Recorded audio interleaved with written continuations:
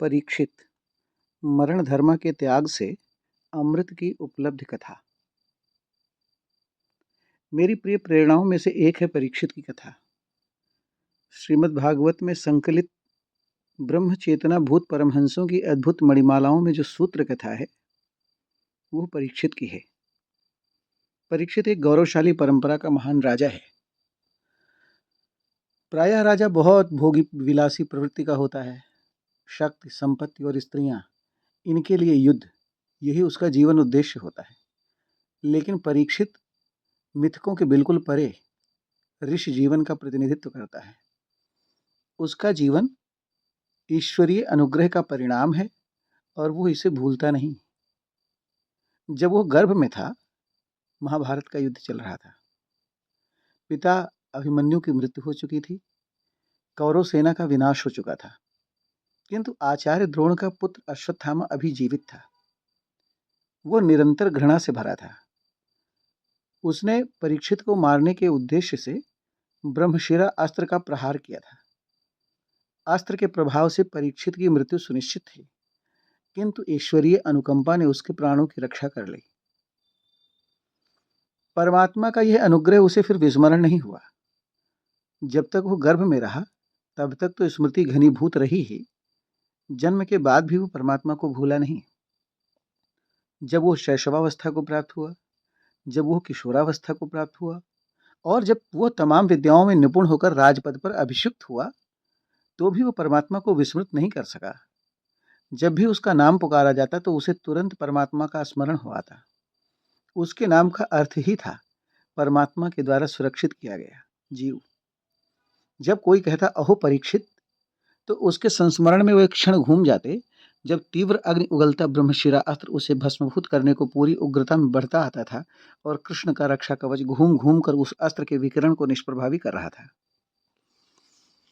कौन उसकी रक्षा कर रहा था? कृष्ण। हाँ, कृष्ण। कृष्ण कौन है? कृष्ण है प्रेम, कृष्ण है ज्ञान, कृष्ण है परमात्मा। प्रेम तुम्हारी रक्षा करता है, ज्ञान तुम्हारी रक्षा करता है, कभी कृष्ण के रूप में, कभी सुखदेव के रूप में। उसके अनंत रूप हैं। उसका हर रूप रक्षक है, कल्याण हेतु है। और वो केवल परीक्षित की रक्षा नहीं करते, बल्कि उन सभी की रक्षा करते हैं जो उन्हें अपना रक्षक चुनते हैं। आत्मरक्षा का पहला अवसर तुम्हारे पास है। तुम प्रेम की शरण में जाओ, तुम ज्ञान की शरण में जाओ, तुम परमात्मा की शरण में जाओ। तुम जहां हो वहां तो चहुओर मृत्यु पसरी हुई है। तुम जहां हो वो क्षेत्र ही मृत्यु का है, और जिन उपचारों औषधियों से तुम अपनी रक्षा करना चाहते हो वे अक्षम हैं, वे स्वयं मर्त्य हैं। वे तुम्हारी रक्षा कर भी कैसे सकती हैं? लेकिन यदि तुम्हें तुम्हारी शक्तिहीनता का बोध हो जाए, तुम्हें तुम्हारे प्रयत्नों की निहिसारता का ज्ञान हो जाए और तुम शरणागति ले लो प्रेम की, ज्ञान की, परमात्मा की, तो तुम बच जाओ। यह सर्वोत्तम उपाय है और यही एकमात्र उपाय है।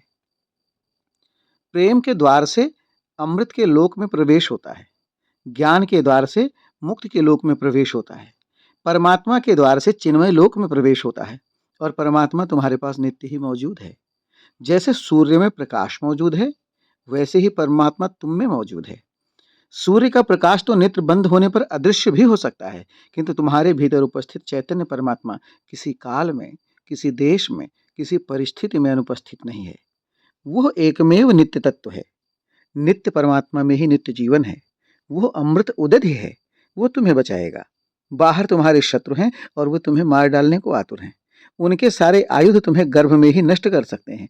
तुम अपने जीवन को खिलते देख सको और जीवन के महात्म्य को अनुभव कर सको, उसके पहले वे तुम्हें मिटा देना चाहते हैं। कौन से शत्रु हैं वो? धृतराष्ट्र के पुत्र।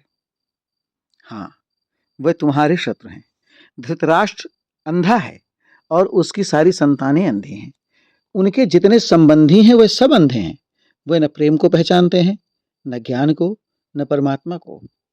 कृष्ण उन्हें बताते हैं कि तुम मुझे देखो और मेरे ईश्वरत्व को पहचानो, लेकिन वे उन्हें निंदित करते हैं, अपमानित करते हैं, शत्रु समझते हैं। परमात्मा किसी का शत्रु नहीं है। आप उसे अपना शत्रु और मित्र बनाते हैं। आपका मन अपने पूर्वाग्रह के दर्पण में सारे रूप देखता है। जो परमात्मा के प्रति घृणा और शत्रुता के भाव से भरा हुआ है वो निश्चित रूप से अंधा है। फिर वो किसी का मित्र कैसे हो सकता है? धृतराष्ट्र के वे पुत्र सारे जगत के प्रति शत्रुता के भाव से भरे हैं।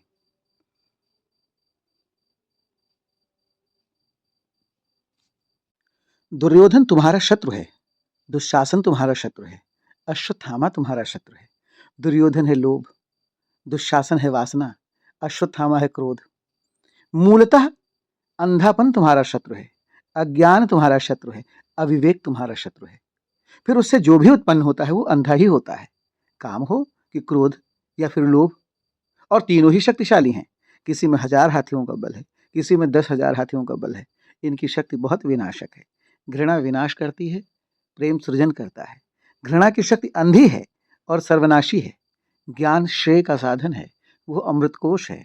वो जो कृष्ण है, जो रक्षक है, जो परमात्मा है, उसका रक्षा कवच अभेद्य है। जो उसकी छत्र छाया में पहुंच गया, उसका बाल भी बांका नहीं हो सकता। शत्रु कितना भी कुशल क्यों ना हो और उसका प्रहार कितना भी प्रबल क्यों ना हो, वो तुम्हारी अंतरात्मा में कभी प्रवेश नहीं कर सकता।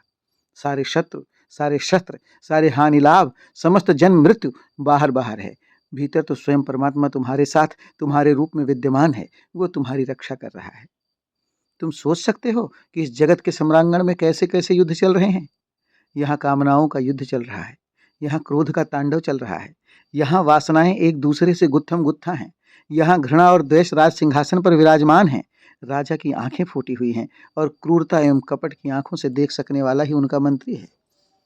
जो विज्ञ सलाहकार है उसकी कोई सुनने वाला नहीं है। यहाँ नीति निर्माताओं की हत्या हो रही है, यहाँ गुरुओं की हत्या हो रही है, यहाँ संबंधों की हत्या हो रही है, यहाँ शिशुओं का वध हो रहा है, यहाँ शिष्य का वध हो रहा है, यहाँ प्रेम का वध हो रहा है, यहाँ मर्यादा की हत्या हो रही है, यहाँ अंधी माएं असंख्य दुष्ट पुत्रों को पैदा किए जा रही हैं। मोह के अंधे पिता कोई भविष्य नहीं तय कर पा रहे हैं। यहाँ गुरु शिष्यों को अंधकार में धक्का दिए जा रहे हैं। अविवेक और अबुद्धि की संतानें ही बहुत हैं। सारे युद्ध उन्हीं की देन है। उन्होंने संपूर्ण जगती को कुरुक्षेत्र बना रखा है। महाभारत निरंतर चल रहा है। कोई आंख वाला हो तो ये युद्ध दिखे। बाहर दिखने वाले सारे युद्ध तुम्हारे भीतर, तुम्हारे अंतःकरण में चलने वाले युद्ध का प्रतिबिंब है। कुरुक्षेत्र में तो युद्ध बहुत बाद में लड़ा जाता है। वहां तो चक्रव्यूह बाद में रचे जाते हैं। वहां तो लाशें बहुत बाद में गिरती हैं। उसके बहुत पहले तुम्हारे मन में वो युद्ध प्रारंभ हो चुका होता है। सारे व्यूह पहले अंतःकरण में ही रचे जाते हैं। वहीं तय हो चुका होता है कि प्रचंड शायक कब और किस पर छोड़े जाएंगे और घृणा से बुझी तलवारें किसके रक्त से प्यास बुझाएंगी। तुम्हारे चित्त के पटल पर शत्रुओं की हत्या पहले ही की जा चुकी होती है। जो दृश्य युद्ध के मैदान में दिखता है उसकी एक नील छवि मानस पटल पर पहले ही अंकित हो चुकी होती है। आश्चर्य तो यह है कि इस पूर्व युद्ध को तुम्हारे ही द्वारा लड़ा जाता है। वहां कोई और योद्धा नहीं है, फिर भी तुम्हें इसका होश नहीं रहता, इसका स्मरण नहीं रहता।